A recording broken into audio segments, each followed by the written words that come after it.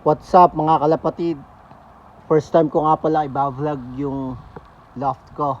Ito yung 4x4x6 ko na ginawa ko.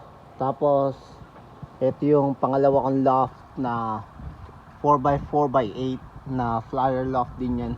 Yan yung plano kong gawin na flyer loft sa YB next year 2023.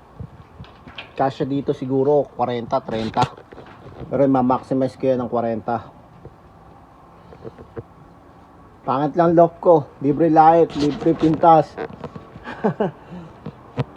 Okay lang yan.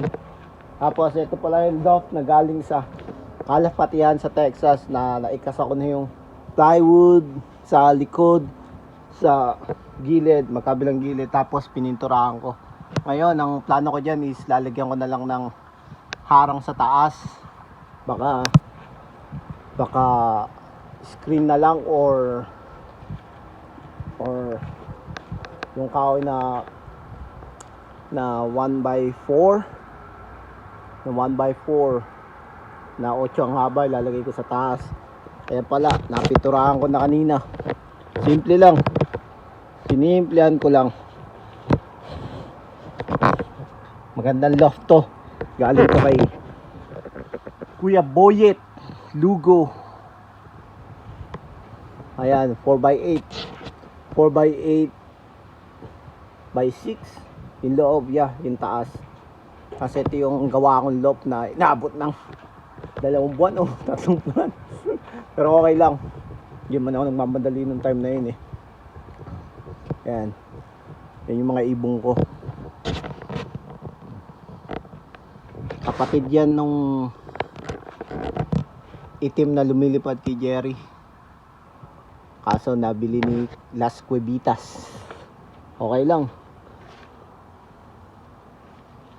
Ayun yung galing kay pangalan nito, kay Vincent, na galing sa Amazing Grace Loft.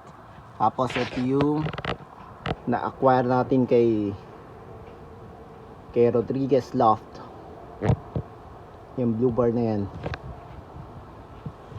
Ito ang magulang nito, galing kay 3 Stars and the Sun. Kauna-una akong ibon na nasa birdcage lang noon.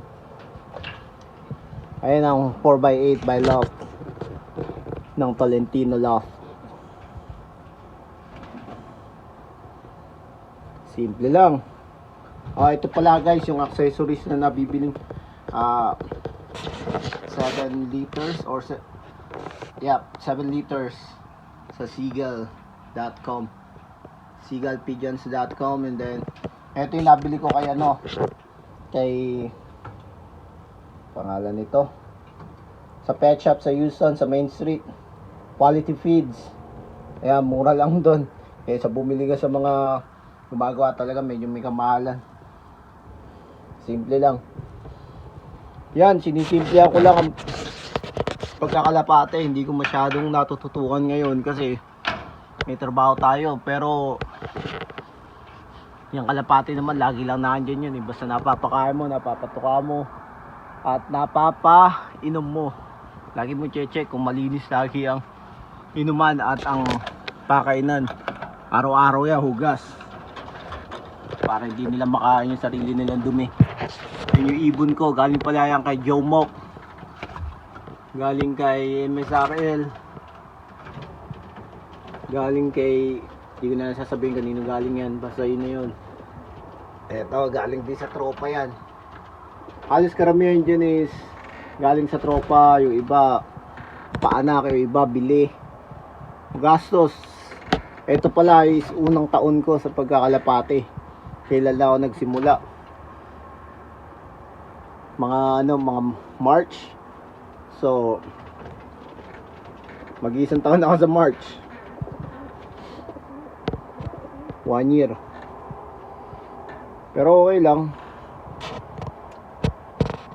Sabi nga nila, baguhan laging may beginner's luck, laging may kasamang swerte yan.